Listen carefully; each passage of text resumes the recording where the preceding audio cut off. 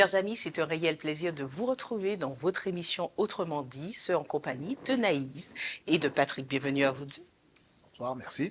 Nous allons pouvoir continuer cette étude autour de la mission et plus particulièrement cette semaine, je nous propose de nous tourner vers le prochain. Alors pour ceux qui nous rejoignent pour la première fois, nous avons pour habitude de pouvoir brosser le tableau par une problématique, après quoi nous nous plongeons au cœur du texte pour en dégager après les parties pratiques pour nous, les clés pour aujourd'hui. Venons-en en fait pour l'étude de cette semaine. Il est vrai dans l'ère que nous vivons aujourd'hui, on entend souvent parler de burn-out ou encore de charge mentale. Et il n'y a pas de charge mentale avec soi-même en particulier, c'est tout un ensemble, donc ça fait écho avec les personnes qui nous environnent. Alors, il est vrai que par rapport à cette étude où on parle de mission vers les autres, où on veut mettre l'emphase cette semaine, on a l'impression que les autres sont la cause de tous les maux, mine de rien. Qu'en pensez-vous? À mon sens, ce serait une erreur de faire porter la responsabilité des maux de la société sur les autres. Je crois qu'on fait partie d'un ensemble et le chrétien doit cultiver cette vision où il a sa place, mais l'autre a aussi sa place. Et toute la problématique, c'est de savoir quel lien, quelle relation Dieu voudrait que j'ai avec l'autre. Comment je traduis mon amour pour Dieu de manière horizontale et quel prolongement les croyances que j'ai dans l'enseignement biblique vont trouver dans ma relation avec les autres. Donc, mais est-ce que les relations avec les autres sont si simples que cela? Ah, c'est pas toujours simple, mais justement, c'est tout l'intérêt d'avoir l'éclairage des Écritures pour que cela puisse colorer mon rapport à l'autre et le voir à la lumière de ce que la Bible enseigne. Je crois que c'est extrêmement intéressant de voir comment Jésus a abordé la chose et quel enseignement il nous donne pour qu'à notre tour, nous puissions entrer en relation avec l'autre, toujours dans la dynamique d'être ambassadeur du Christ, avec à l'idée de lui faire du bien, de reconnaître sa place, sa valeur et de nous inscrire résolument dans la dynamique de la mission. On a l'impression que quand on est seul et on évolue seul, qu'on semble être parfait. Et on a l'impression que quand on se tourne vers l'autre, eh bien ça éveille, même si on a cette mission d'aller vers, mais ça éveille bon nombre d'écueils, bon nombre d'incompréhensions. Pourquoi tant de mots alors que la mission que Dieu nous donne est forcément en relation avec les autres? Alors tout à l'heure, il a été dit, est-ce que c'est aussi, il semble pas être évident de vivre avec les autres en fait, parce qu'on on ne veut jamais s'interroger soi et tous les torts appartiennent à l'autre. Donc s'interroger soi dans ce monde, un monde qui semble être pas facile, hein, parce que avec soi déjà, j'ai l'impression qu'on a des fois des problèmes. Donc, à plus forte raison, avec l'autre qu'on ne connaît pas et qui n'a pas la même éducation et qui n'a pas les mêmes valeurs. Et comme Patrick le disait, les croyances bibliques ou des valeurs bibliques qui ne nous permettent pas de porter la charge, comme tu disais, la charge mentale ou les obstacles, ou de franchir les obstacles et les difficultés de la même manière. Et la Bible, à mon sens, peut répondre parfaitement aujourd'hui à cela, à condition que moi, je puisse m'interroger. Eh bien, nous allons donc voir cela. Merci Nicaise, merci Patrick. Nous allons donc le voir au cœur du texte. Vous l'aurez compris, l'étude de cette semaine portera principalement sur la mission en lien avec le prochain. Et d'ailleurs, Naïs l'a bien fait ressentir. Tu as bien mis en lien le fait d'aller vers, ou la mission en tout cas, ne se fait pas seule, où on n'est pas chacun dans notre coin. Alors, par rapport à cela, si nous nous tournons vers les Écritures, vous avez dit dans l'introduction que la Bible regorge de conseils. Alors, en conséquence, par rapport au prochain, qu'est-ce qui nous est demandé? Je crois que fondamentalement, le texte biblique nous invite, et ça on peut le voir dans le propos de Christ, lorsqu'il répond à ce fameux docteur de la loi qu'il interroge. En fait, c'est l'amour de Dieu et l'amour du prochain.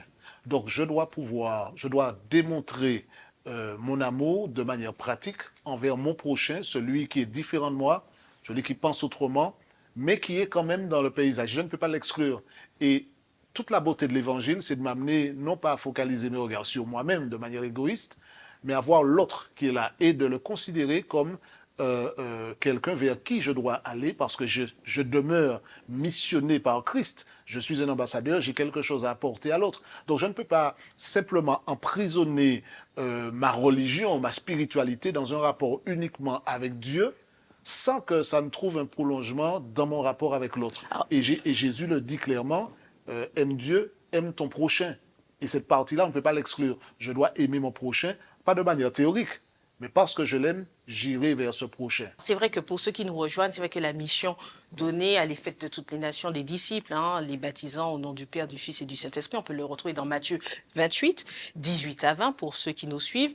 Et là, tu parles que Jésus mentionne le fait de l'aimer, mais aussi d'aimer le prochain en somme. Mais dans quelles circonstances il le dit et quelle corrélation faire justement avec cette mission où il nous dit de faire des disciples? Alors, quand Patrick va parler du docteur de la loi, le rapport avec Jésus, un docteur de la loi va se présenter et il va essayer de piéger Jésus. Et il va lui dire, qu'est-ce qu'il faut que je fasse pour avoir la vie éternelle? Jésus va lui répondre, mais donne-moi la réponse. Et là, le docteur de la loi va lui dire, va lui citer, que dit la loi? Le docteur de la loi va lui citer la loi. Et comme il sent qu'il est dans une position où il n'est pas très à l'aise, et il va dire, mais aime Dieu et aime ton prochain. Et comme il n'est pas à l'aise dans cette dimension, Jésus va lui dire, il va demander à Jésus, qui est mon prochain? Qui est véritablement mon prochain? Est-ce que c'est mon voisin? Est-ce que c'est ma sœur? Est-ce que c'est mon frère? Est-ce que c'est la personne qui a la même ethnie que moi, la même race, la même religion que moi? Qui est réellement mon prochain? Et Jésus, très à l'aise, va passer en parabole et va lui dire, voilà, il y avait un sacrificateur, un spécialiste des sacrifices, qui travaille dans le temple. Il y a un lévite, qui est un prêtre, qui descend. Ils connaissent la loi véritablement. Et le verset va dire, mais un samaritain. Un samaritain, pourquoi? Celui qui n'est pas considéré ni pour sa culture, ni pour ses croyances, qui est haï de toi. Celui-là va être ému dans un premier temps. Les émotions vont être là, mais il va quand même réfléchir avec sa tête. Il va réfléchir avec sa tête et prendre la décision de soigner cet homme, de le mettre à l'hôtel, et puis de revenir et de prendre tout en charge dans une dimension réfléchie. Pas parce que tu es semblable à moi, mais parce que simplement tu as été créé à l'image de Dieu, comme moi-même. Et moi, en conséquence, je prends soin de toi, mais dans un amour, comme Patrick le disait, un amour qui est réfléchi, un amour qui est sensible, un amour qui veut soulager l'autre. Est-ce que vous pouvez préciser dans quelle partie de la Bible on peut trouver justement l'exposé que vous démontrez pour ceux qui nous suivent? Dans Luc 10 notamment, enfin, il y a plusieurs endroits dans la Bible, mais dans Luc 10, dans le cadre de l'étude de cette semaine, cet échange entre Jésus et le docteur de la loi est rapporté dans le chapitre 10 de l'évangile de Luc.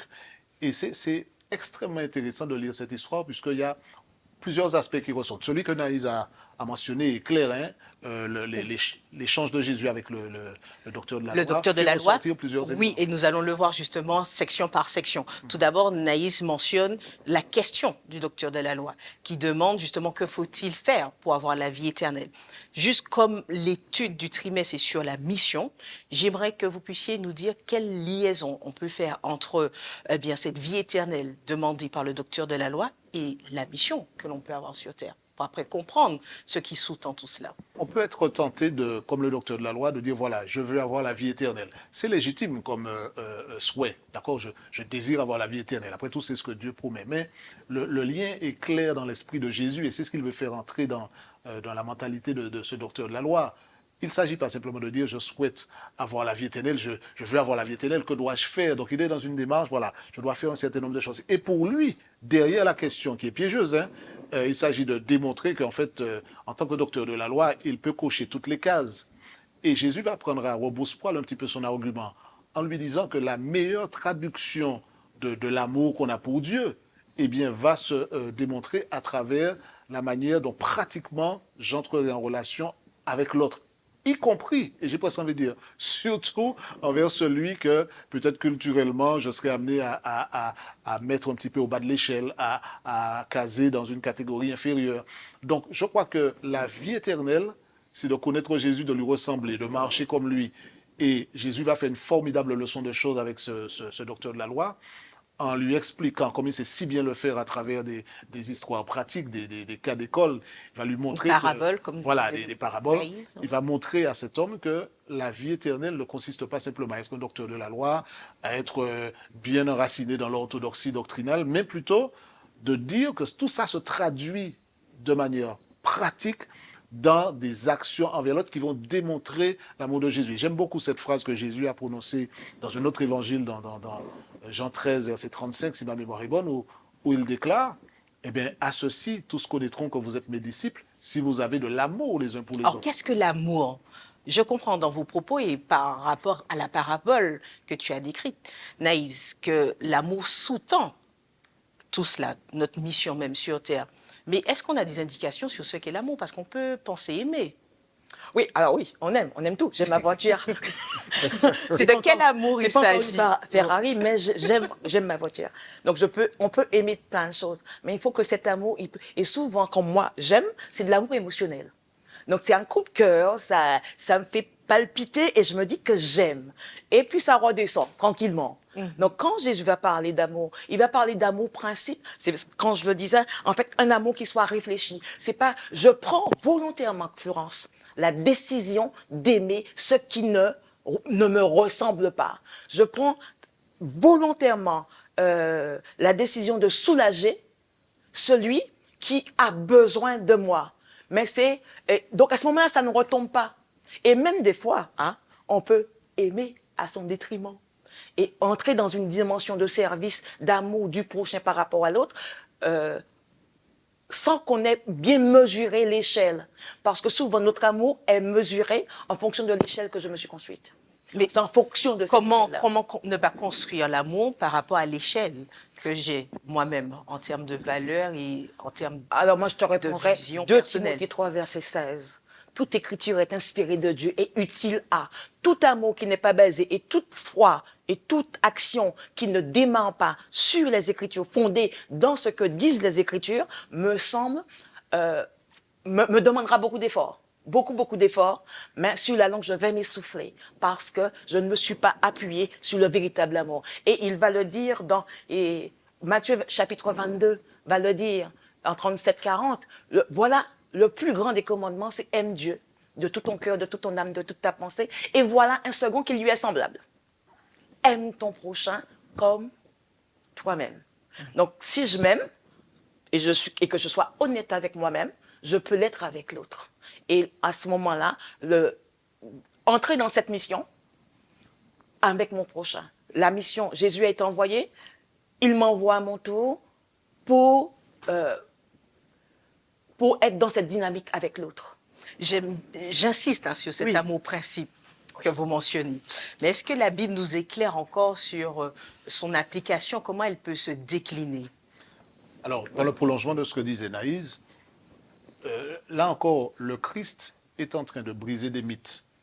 L'idée que je suis impliqué dans la mission simplement parce que je souscris à des rituels religieux, ça c'est une illusion. Et le Christ est en train de dire, voilà, le lévite, le sacrificateur, etc., très bien, leur fonction, il n'y a rien de mauvais en soi, mais ce n'est pas à ce titre-là, simplement en s'appuyant derrière ces fonctions-là, eh bien, qu'on s'inscrit dans la mission. Parce qu'on peut être lévite, on peut être sacrificateur dans l'histoire que Jésus rapporte, et puis ne pas avoir le béaba de l'amour, principe qui est de faire fi des barrières que la culture ou nationale ou autres qui ont été érigées, et puis de démontrer que celui qui est là, le malheureux qui a été attaqué par des brigands, eh bien, je suis capable de l'aimer et de le démontrer. J'aime bien ce que l'auteur dit dans Jacques 2, où il dit justement que si un frère ou une sœur sont nus, je parle de Jacques 2, verset 15, je fais ça juste en termes d'illustration, si un frère ou une sœur sont nus et manquent de nourriture chaque jour, et que l'un d'entre vous dise « Allez en paix, chauffez-vous et vous rassasiez », c'est bien beau tout cela, et que vous ne leur donniez pas ce qui est nécessaire au corps, à quoi cela sert-il? Donc, derrière cette religiosité que l'on peut avoir en tant que chrétien, dit voilà, je connais Dieu, je l'aime, et je peux réciter tous les versets de la Bible. Je peux vous expliquer en détail tous les enseignements bibliques, toutes les doctrines. Tout cela ne sert à rien, pour reprendre les propos de Paul, je serai un airain qui résonne si je n'ai pas l'amour. Et cet amour-là, il se traduit non pas dans de beaux discours, mais dans la capacité d'aller dans la boue, là où l'autre est en train de se noyer, d'aller vers l'autre et puis de lui dire, peu importe ta couleur, peu importe ta religion, peu importe ton passé, je suis capable de te tendre la main. Et ça, c'est l'amour. Et Jésus est en train de dire à cet homme qui a un savoir extraordinaire, cet amour-là, tu ne peux pas en faire abstraction. Et ça permet de faire écho d'ailleurs à Paul dans 1 Corinthiens 13, tes propos. Alors, Naïs, alors moi, je voulais juste te dire. Alors, imaginons que Jésus, par exemple, s'était dit, j'aime beaucoup Florence, mais je suis aussi dans le ciel au chaud. Eux, ils ont péché, ils sont dans la mouise, ça va pas. Donc, mais je l'aime beaucoup. Hein. Elle me prie, je lui réponds, je l'aime. Est-ce que nous, au travers de ce qui est dit, de la situation, on se serait dit qu'il nous a démontré son amour? Mais Jésus, en venant, lui, premièrement, va s'envoyer et il va pratiquer des œuvres. Donc, par rapport au prochain, par rapport à celui que je suis, par rapport à tous les hommes, il va pratiquer des œuvres qui vont permettre aux hommes, eux, d'être sauvés et de se dire, et de pouvoir s'identifier, en fait. Voilà ce que lui, il a fait. Voilà ce qu'il me demande. Et d'ailleurs, on a un texte de Michée 6, versets 6 à 8, qui dit, voilà ce qu'on demande de toi. C'est pas la peine d'aller faire des sacrifices, c'est pas la peine d'aller faire des pèlerinages. T'arrêtes avec tout ça. Alors, c'est quoi les fruits de l'amour, concrètement? Alors, c'est que tu pratiques la justice. Il y a les fruits de l'amour qu'on pourrait trouver en Corinthiens chapitre 13, comme tu l'as mentionné. L'amour excuse, pardonne, prend tout sur lui, ne soupçonne même pas le mal chez l'autre, c'est véridique tout ce qu'il va dire, mais moi je veux que tu pratiques la justice. Je veux que tu aimes la miséricorde, soulager l'autre, et que tu sois prêt à marcher et à cheminer avec le Seigneur, avec moi, ton Dieu. Voilà tout ce que je te demande en fait, dans cette mission, c'est que tu sois au milieu de l'action. Et que tu arrêtes, et que tes paroles viennent de ton intérieur, et que tes actes rejaillissent à l'extérieur. Merci en tout cas Naïs, merci Patrick. Et cela nous permettra maintenant de dégager les clés pour aujourd'hui. L'échange que nous avons eu dans la partie précédente a permis de comprendre le principe de l'amour et de comprendre ce que Dieu, en tout cas Jésus, nous demande en réponse au maître de la loi, où il disait de l'aimer et aussi d'aimer le prochain. Vous avez développé en première partie. Mais dans cette partie-là, essayons de comprendre qui est notre prochain. Bien souvent, on est plutôt axé sur sa famille, sur ses proches. Qu'est-ce que vous entendez par prochain? Celui qui est à côté de nous? Ça peut être un ami, celui qui n'est pas à côté, en tout cas quand on dit cheminer en fait, je suis en marche constamment. Donc où mes pas me portent, celui que je suis amené à croiser, à approcher, devient mon prochain. Aujourd'hui, par le biais des médias, par exemple, on a des catastrophes, des guerres partout. Est-ce que celui qui habite l'Ukraine n'est pas mon prochain? Mais parmi les moyens qui sont mis à ma disposition aussi, même s'il est éloigné, mais dans mon cœur, il reste mon prochain et je dois pouvoir agir, ne serait-ce que faisant un petit don. Donc, toute personne en dehors de soi. Oui, parce que Naïs. Ton prochain, c'est l'autre. C'est celui qui est en face de toi, c'est un vis-à-vis qu'il soit membre de ta famille ou que tu es amené à croiser. Alors moi, j'aime beaucoup cet exemple où Dieu va prendre les enfants d'Israël, leur faire traverser le désert, mais chaque fois, il leur dit un lieu. Voilà, je vous ai promis un lieu. Il déplace le sanctuaire mobile partout parce que où se trouve Dieu, il y a un lieu, il y a une personne à secourir, il y a une personne à aimer. J'aurais aimé que vous puissiez nous dire par rapport à l'attitude de Jésus en parallèle, d'accord? Comment on peut aussi être en relation avec une personne qui n'est pas forcément de notre entourage, hein, puisqu'on a bien vu, et vous l'avez dit au début, que le sacrificateur est venu envers Jésus avec une idée de le piéger. Voilà. Et pourtant, Jésus s'est servi de cet échange, au contraire, pour enseigner et pour toucher l'âme de chacun. Alors, quand on est en relation avec le prochain, qu'est-ce qu'on doit rechercher en premier lieu? C'est la première question, quelle que soit la relation que l'on peut avoir. Et deuxièmement, que peut nous apprendre l'attitude de Jésus justement sur la manière dont nous pouvons entrer en relation ou encore recevoir du prochain? Alors je crois que le ressort principal, c'est l'amour. D'accord? Donc quand je vais vers l'autre, c'est parce que je l'aime. Il y a un chant qui dit tout homme est mon frère. Et je crois que ça doit être à la base de l'action. Donc je vois l'autre non pas comme un ennemi, ou je dirais même plus, peut-être au risque de surprendre, l'autre n'est pas pour moi un candidat à venir rejoindre ma congrégation religieuse. C'est quelqu'un que de manière désintéressée, je vais aimer. Alors, je vais l'aimer déjà en tant qu'individu, mais on peut aussi élargir la question à l'aspect communautaire. En tant que membre d'une congrégation, est-ce que je reste dans ma citadelle avec juste mes co-religionnaires en train d'adorer, de chanter, ou est-ce que je vois l'autre comme Jésus vers qui j'irai, comme celui, quel qu'il soit, vers qui j'irai parce que j'ai quelque chose à partager avec cette personne. Et je crois que l'exemple de Jésus est très riche.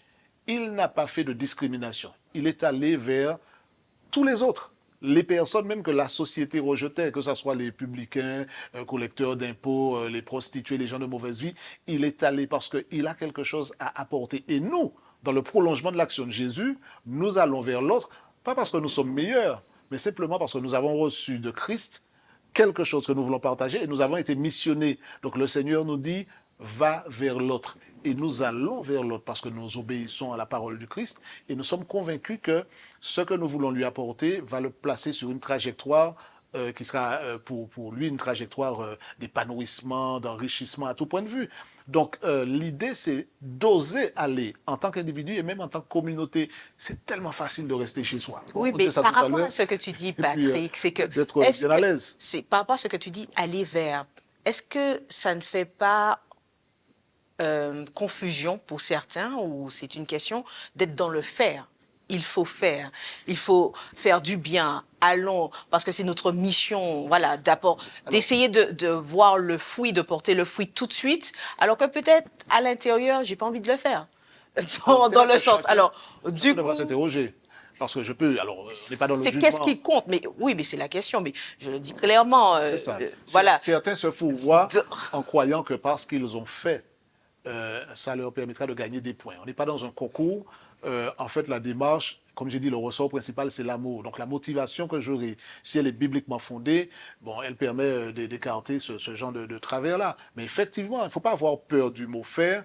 Je crois qu'il faut exorciser de certains mots, des mythes malheureux, parce que faire, quand Jésus dit aime ton prochain, aimer, c'est un verbe d'action, ce qui me concerne. Oui, non, mais comment être congruent, ma question est bien là, Naïs également, c'est que comment être congruent pour que le faire soit en corrélation avec ce qui se dégage de moi, avec l'être, que je ne fasse pas quelque chose avec en fait une non-envie de le faire, par exemple, où il n'y a pas d'amour qui anime ce que je fais. C'est comment réussir à être dans une congruence quand je suis en relation avec l'autre, parce que c'est l'amour qui sous-tend cela, vous avez dit. L'amour, la justice pour principe, avec tous les fruits qui en déclinent. Donc, comment on arrive à ce que le faire et l'être soient ensemble pour agir dans l'amour? Donc, je vois que tu as dit le truc. L'être. L'être va Patrick l'a dit, quand on est dans cet amour par rapport à Dieu, par rapport à ce que ça va... Donc, ça va dégager quelque chose. D'ailleurs, au docteur de la loi, au chapitre Luc 10, verset 37, il est dit ceci. Jésus va lui dire à ce docteur de la loi, va et toi, fais de même. Il va quand même lui intimer l'ordre de faire, alors qu'il semblait être dans la première partie, connaissant de manière superficielle cette loi qui disait aime ton prochain et aime Dieu comme toi-même. Et Jésus va lui donner la parabole et il va lui dire, toi, va. Il te manquerait juste ça, que tu puisses te mettre en action et que cette parole soit imprégnée en toi pour qu'elle devienne toi, l'être, comme tu le disais. Donc, on ne va pas se tromper en se disant, on va faire parce qu'on faut faire. Ce serait le salut par les œuvres. Nous n'en parlons pas du tout. Nous savons que nous sommes justifiés par la foi. C'est ce que Jésus a fait pour nous. Et d'ailleurs, c'est sa vie et sa vision va transcender. Sa vision va nous permettre de transcender tous les gens qui sont autour de nous parce qu'ils ont la même valeur que nous. Aux yeux de Dieu, créés à l'image de Dieu, on a tous la même valeur. Et en lien avec ce que tu dis, le salut par les œuvres, et par rapport au texte de Jacques 2 que tu mentionnes, où il n'y a pas de foi sans œuvre, en quelque sorte. Hein. Oui. Donc, comment justement être sur un bon rapport d'équilibre? Quand j'aime l'autre, Jacques le disait, montre-moi ta foi sans les œuvres. Moi, je vais te montrer ma foi par rapport à mes œuvres.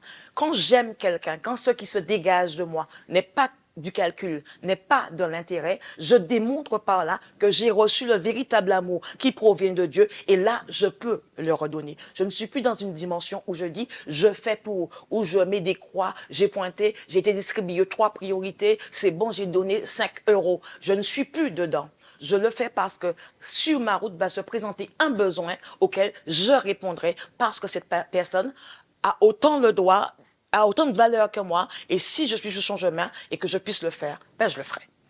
Je crois que quand on regarde dans le rétroviseur, on se dit, mais le Christ m'a aimé, moi, il est venu vers moi. Qui étais-je? Pécheur, j'ai choisi la rébellion et le Seigneur fait ce pas vers moi. Qui suis-je pour ne pas faire la même chose envers les autres? C'est un petit peu toute la logique, la philosophie de Jésus, c'est cela. C'est-à-dire que, en fait, j'aime l'autre parce qu'il m'a aimé le premier. Et on le chante d'ailleurs. Donc je pense que tout cela aussi peut aider à être en adéquation, comme tu disais tout à l'heure, entre ce que je dis et ce que je fais. Parce que on peut être là pour la photo aussi, hein, pour juste être à la une du journal. J'ai fait, voilà, j'ai donné tant, j'ai fait, et puis le cœur n'y est pas. Et je pense que quand on reconnaît ce que Christ a fait pour nous, je crois que ça nous donne matière non seulement à réflexion, mais à mettre en œuvre un principe fondamental qui est l'amour authentique. Non pas l'amour juste photographique, cosmétique. On est dans un amour authentique, réel, qui va se traduire dans un rapport avec Dieu qui est honnête et sincère et qui va trouver son prolongement dans un rapport avec l'autre qui est empreint d'amour, de respect et de partage de la mission et même plus. Hein, Or, comment faire de manière pratique si, par exemple, on ne ressent pas cet amour pour les autres? Je crois que c'est un sujet de prière extraordinaire. Une question très concrète. Alors ça va dépendre des individus. C'est-à-dire qu'on ne peut pas dire... Parce que, attention, dans ce que vous m'avez dit que le prochain ne se cantonne pas à ce que l'on connaît. Bien sûr. Voilà, ça va bien au-delà. Alors, comment faire pour que l'amour dont Dieu me demande d'être animé, bien si je ne le ressens pas forcément, au-delà de la sphère? Un point de départ qui est la connexion avec Dieu. Il faut que ça soit le prolongement de quelque chose. Sinon, on devient juste dans un concours de j'ai fait ci, j'ai fait ça, etc. Si je n'ai pas, je dois pouvoir m'asseoir et dire, Seigneur, place dans mon cœur l'amour que je n'ai pas pour l'autre. Parce que l'autre peut être différent de moi, il peut être d'une nation qui est en guerre avec des gens que je n'aime pas, etc. Il peut y avoir tout un micmac qui fait que je peux avoir mon esprit pollué par des considérations qui m'empêchent d'être honnête et sincère dans ma démarche. Il faut se remettre en question, il faut avoir le courage de le faire et dire au Seigneur de placer en nous cet amour désintéressé qui va vers l'autre, quel qu'il soit. C'est pas toujours simple. Et parfois, on croit qu'on est exempt de ce genre de travers-là. C'est plus facile de succomber à cela qu'on ne le pense. Mais je crois que la réponse, Christ nous la donne si on réalise qui il est et quel rapport il veut avoir avec nous. Tu voulais réagir, Anaïs? Oui, par rapport à ce que tu disais, Florence, en fait, des fois, on n'a pas envie. Il faut qu'on soit honnête avec soi. L'amour inné, l'amour agapé, principe, je ne suis pas née avec. J'apprends à vivre, à l'expérimenter et à me dire des fois, j'ai pas la force en moi d'aller vers l'autre. Mais Seigneur, est-ce que tu peux m'aider à aller, à faire ce premier pas? Et souvent, comme on dirait, c'est en mangeant que l'appétit vient. Donc, il faut quand même se forcer. Des fois, oui, parce que c'est pas automatique. Et si je reste, comme Patrick dit, en disant, Seigneur, donne-moi l'amour en priant chaque fois, des fois, je vais rester, le fauteuil, il est beau, hein. Donc, je vais pouvoir prier sur le fauteuil. Je fais que à un certain moment, sans action, quoi. Il va à un certain moment que je sorte de ma zone de confort et que je me dise, ce n'est pas en moi, que je sois honnête, ce n'est pas en moi. Dieu a promis qu'il me donnera de la force. Je décide, parce que l'amour aussi, c'est un truc de volonté. Je décide de faire le premier pas. Et maintenant, Seigneur, on va y aller. Et comme Michel le disait, c'est cheminer avec ton Seigneur. C'est pas à pas, petit à petit. On ne devient pas amoureux de son prochain du premier coup. En tous les cas, nous venons au terme de l'étude de cette semaine. Si vous aviez un mot de la fin à partager avec nos chers amis, ce serait lesquels? L'amour est de Dieu, donc nous avons accès, nous pouvons télécharger en quantité illimitée cet amour-là. Et je pense qu'on en a besoin dans un monde aussi tordu que le nôtre, un monde aussi polarisé. On a besoin de cet amour-là. Et je pense que si on puise à la source, il est disponible cet amour, à nous d'être suffisamment honnêtes avec nous-mêmes et courageux pour permettre à cet amour-là de déborder et de se traduire dans une action comme celle du Christ envers les autres. Merci Patrick. Et pour toi, Naïs, ce serait lequel? Dans un monde où on ne sait pas où tourner de la tête ou faire confiance à qui que ce soit, c'est vrai que Patrick le dit, il faut qu'on soit connecté à Dieu. Mais je me dis qu'il serait temps aujourd'hui qu'on puisse dépasser nos peurs, qu'on puisse dépasser notre carcan ou notre village. Hein.